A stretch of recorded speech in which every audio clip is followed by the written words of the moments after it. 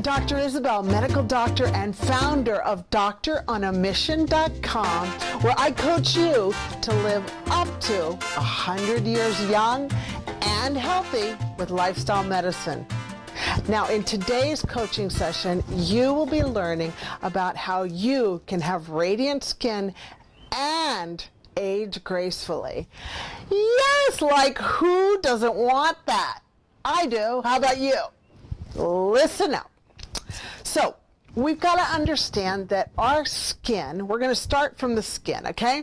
We've got to understand that our skin is actually an organ. Yes, it covers up our whole body, and it's an organ just like your heart is, just like your just like your lungs are, just like your intestines are, just like your liver is. It's beating and living all day long, 24/7, whether you're awake or not. Even while you're sleeping, your skin is working. And our skin is like a mirror. It's the mirror of our internal health. So I just wanted to get that picture in your brain before we continue, okay? So let's first talk about skin eruptions. What am I talking about skin eruptions? Well, one is acne and the other is eczema. We in the medical profession can only pretty much prescribe antibiotics for acne. That's all we're taught to do is antibiotic, either cream and or pills, okay? And there's a place for all that. I'm not saying that that's not doable. However, we shouldn't really think of that as the first place, okay? And then the next thing is eczema. Eczema is a skin eruption. It's like a volcanic eruption in your skin that just pops up, and then you start scratching, and then it gets infected, and then it's infected, and then it starts trailing all over your body. And we in the medical profession are super good at giving you steroid creams. And steroid creams work, but in a false way. What do I mean by that? What I mean is steroid creams remove the eczema skin, but they don't get to the root cause of the eczema skin.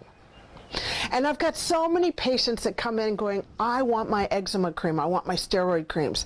And I go, you know what? They're not that good for you. And I'll show you why in a brief example with my fingers. I want you to think of your skin as having 8 layers, because it does. And the first 4 layers are skin, and then it's this layer, the 5th layer, that starts having blood vessels. It's either the 5th layer and the 4th layer. It doesn't matter. The bottom line is you've got skin, and then under here is the blood vessels. The steroid cream is like super good at taking care and removing the eczema problem on the first 3 layers, okay? So you've got this layer of skin that looks fresh and clean. And so we're full thinking, wow, that steroid cream works. I want more. But the problem is when that skin starts itching, because we haven't taken care of the real problem, the internal problem of the eczema, when that skin layer starts itching, then you scratch it, and it's this layer that has the blood vessel. So we scratch, and we scratch so much that we get into the blood vessel and it starts bleeding. And once our skin, once our fingernails, which are as dirty as a toilet bowl, sorry, I don't care how clean you are, our fingers are dirty unless you're scrubbing for 8 minutes every day before you go out and do anything. Then what happens is the bacteria gets into the blood, and then we start getting an infection. So the problem with steroid creams is they thin our skin, and then we are more susceptible to infection. So please, please, please, please, please don't keep on using steroid creams on your eczema problems, okay? Let's get to the core. So let's get to the root cause. So let's look at the 2-part way of having radiant skin. First, we need to look at what we're taking in on the inside, and then we need to look at what we're putting on the outside. And this has been all new to me. I've had to learn all this because I surely did not learn this in medical school. So internally, Things like micronutrients, like our vitamins, our supplements, are important. That's feeding the inside, which will show out to the skin. Water. Are we drinking enough water? It's so important to be drinking enough water because water cleans our system so that we have good, clean, glowing skin. Macronutrients, like are we eating good carbohydrates, good proteins, good fats? Those are going to be affecting our skin. Next is food allergies. If you've got a food allergy, if you're allergic to dairy, if you're allergic to rice, if you're allergic to corn, then your body will fight a reaction, will start a reaction, it'll start a war to get rid of what it's allergic to, and it'll erupt and you'll see eruptions in your skin. Next is stress. Stress. If you've got high stress in your life, it will mess up your skin and we'll get pimples. I mean, look, I remember before I would start filming, I'm getting good at this, you know. I may not be perfect, but I'm a lot better than I was 3 years ago. I remember when I knew I'd have to do filming in front of you guys, I'd start getting like a beard of pimples because I was so freaked out. So stress can affect our skin. The toxins in our food can affect our skin. Hormone imbalances, like our thyroid, is so important. Make sure that your thyroid is working correctly with your health practitioner. And let's look at our sex hormones. Our sex hormones, like at puberty, our sex hormones, like our estrogen, progesterone, and testosterone, are called androgens. And during puberty, our androgens go up, and that can cause an outbreak of acne. Another is when we're working out and exercising, that increases our sex hormones, the androgens, and we can have acne breakout. And then for us women who are going through menopause, like right now, I can't wait until it's over. Our aging skin has less estrogen in it, and so we start getting wrinkles and saggy skin. So hormone imbalances are very key for getting those straightened out to have good skin. And then let's look at our gut, the absorption rate. You know, think of everything that goes from your mouth to the poop hole. Is called your gastrointestinal system, and your GI tract, for short, absorbs all the food that you're eating. And if you're taking things like non-steroidals like ibuprofen, Nurofen, or Voltaren, or diclofenac, or oh my golly gosh, the pharmaceutical companies have so many different types of non-steroidals out there for pain. Keep in mind, those non-steroidals are like punching holes in your gut and making you have leaky gut so that you can't absorb your food. Well, if you can't absorb your food, your good nutrients, then guess what? Your body is not being nourished and you will show poor skin. Also, processed foods. Terrible. They'll punch holes into our gut. So make sure you don't have a leaky gut. Now let's look on the outside of our skin. What are we putting on our skin? Well, you know, in medicine, we've been using the skin as a form of medicine distribution for a long period of time. For instance, let's think about a patient with cancer or who's in pain. We can give them pain patches in the form of fentanyl patches, where they you put the patch on and it distributes pain control throughout your whole body. So pain patches are very well used in medicine. Also nicotine patches to help you quit smoking. And also women who are using bioidentical hormones like myself during menopause. That's one of the ways is by putting it on your skin. So let's look at what's happening on our skin externally. Environmentally, we've got pollution, we've got smog that's landing on our skin. Let's look at our skin products. Oh my golly gosh, was this a brain opener for me? We've got to remember that everything we put on our skin sits on our skin for up to 24 hours until we take our next shower. So I'm going to talk to you about 5 skin products that I really want you to avoid, that I'm certainly starting to avoid after learning about this so that I could coach you on this. Number one is parabens. Parabens are found in things, in like all of our skin products, and they lead to breast cancer. So why not avoid them? You know, who needs breast cancer, ladies? Number two is oxybenzones, and oxybenzones are found in sunblock. So make sure when you're getting your sunblock, get it from a health food store that doesn't have oxybenzone. The third is phthalates. Now, phthalates are found in fragrances, and phthalates are plastic forming agents. Well, why would you want to wrap yourself up in plastic? Why? Of course you don't want to. You don't want to, but before you listened to me, you didn't know that that was happening. So phthalates are to be avoided. The next is formaldehyde. Formaldehyde releasing agents. Remember that. Formaldehyde releasing agents. Those are very carcinogenic, meaning they'll stimulate the production of cancer. And if only I would have known this in anatomy class. When I was in medical school, our first year, we are in anatomy class for 1 full year, and we are exposed to formaldehyde all the time. So I can't imagine how. No wonder I had such a tough time in anatomy class. I couldn't think because I was being toxified with all this formaldehyde releasing agents while I was learning. So if you want a list of all the formaldehyde releasing agents, just go to Google and go to the Google list and type in formaldehyde releasing agents.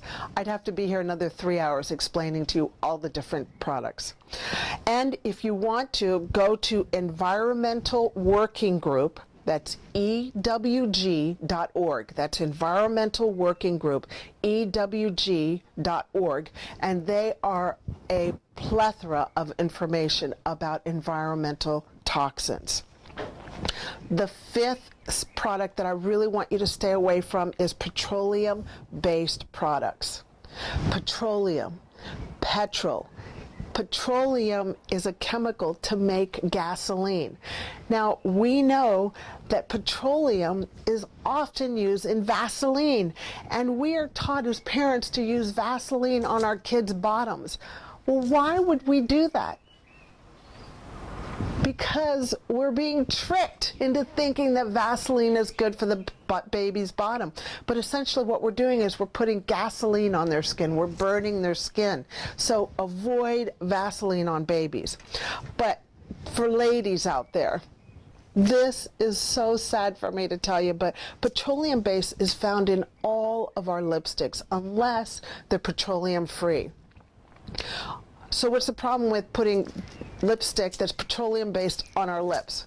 Well, I don't know about you, but my lipstick doesn't stay on for any longer than an hour. So you're constantly reapplying. So you're reapplying, and while in between of reapplications, you're eating your lipstick. Well, that lipstick that's got petroleum in it affects the lining, the intestinal lining of your gut, so that you can't absorb minerals and vitamins and nutrients. So we're defeating the whole process of eating good food. So avoid petroleum-based products, especially lipsticks. Now, I have to be honest with you, I just threw away 25 of my lipsticks that I had that I did not get at a health food store because they were petroleum filled. So I know it can get a little expensive being healthy, but it's worth it. It's worth the investment. So I want to let you know some other products that have petroleum in it. One is shampoo. We got conditioners, toothpaste, mouthwash, hairspray, moisturizers, deodorant, nail polish. Now, ladies, I have to fess up and be transparent again. I used to get my nails done with that French gel because I just like the look. But that is so toxic. For us to be using the gels and the acrylics, that's so toxic, and it's on our skin, and I don't do those anymore. Just saying, just keeping it real for you guys, okay? And then perfumes. Make sure your perfumes don't have any petroleum in them either, okay? Use fresh essence. Essential oils are good for you. So, what is the number one food you should avoid always to have good skin? I know you know the answer to this. It's sugar.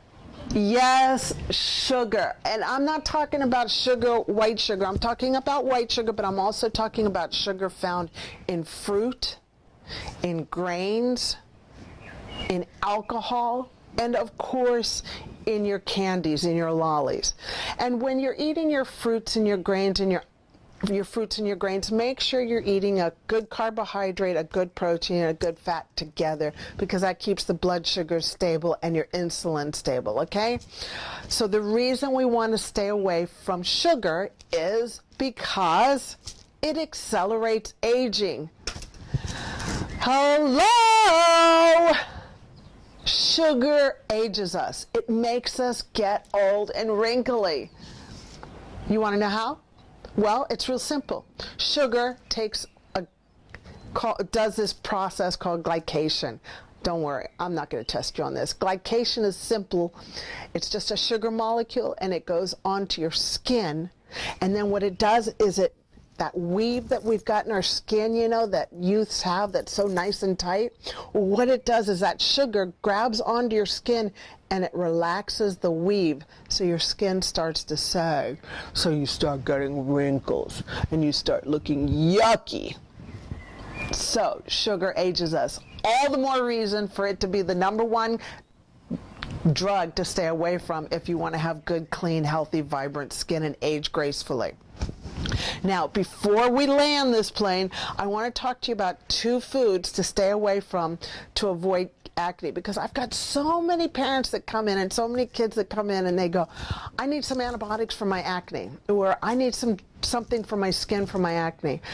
And sometimes they're open and sometimes they're not open to this suggestion, but I go, would you like to know how to get rid of acne long term? And I know because I've used this on my kids, my teenage daughters. There are 2 foods you want to stay away from. One is sugar, and the second is dairy. Sugar and dairy, and I'll explain to you why.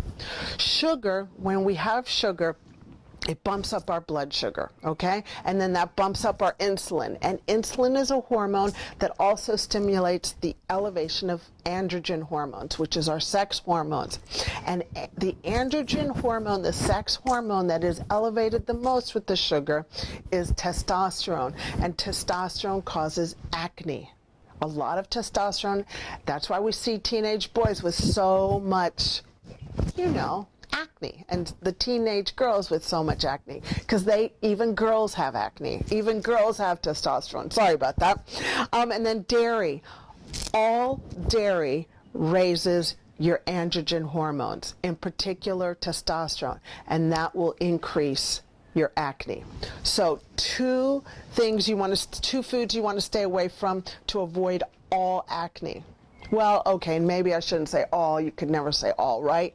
But 90% is sugar and dairy. Just give it a go. Give it a good go for a month or 2. I know it's hard, but you can do it. So to recap, you can have radiant skin and age gracefully by 1, paying attention to what you eat internally, 2, what you put on your skin, 3, avoid sugar, and 4, if you want to avoid all acne at any age, avoid sugar and dairy. I hope that this coaching session helped you guys out, because it totally taught me so much stuff that I didn't know. So until next coaching session, let's go out there and make a difference. Let's love unconditionally, and let's forgive frequently. I'll talk to you later. Bye-bye. Hi, everyone. Hey, thanks for joining me on that last coaching session. I know that it'll serve and add value to you. Guess what? I've got a free resource for you. It's called Emotional Intelligence: How to Achieve More in Your Day. Yes, it's going to help you learn how to communicate and connect with others for a more effective life. I know this will help you so much. All you need to do is go to facebook.com/Doctor on a Mission and press the tab, and it'll talk to you about everything you want to know about emotional intelligence and how to achieve more in your day.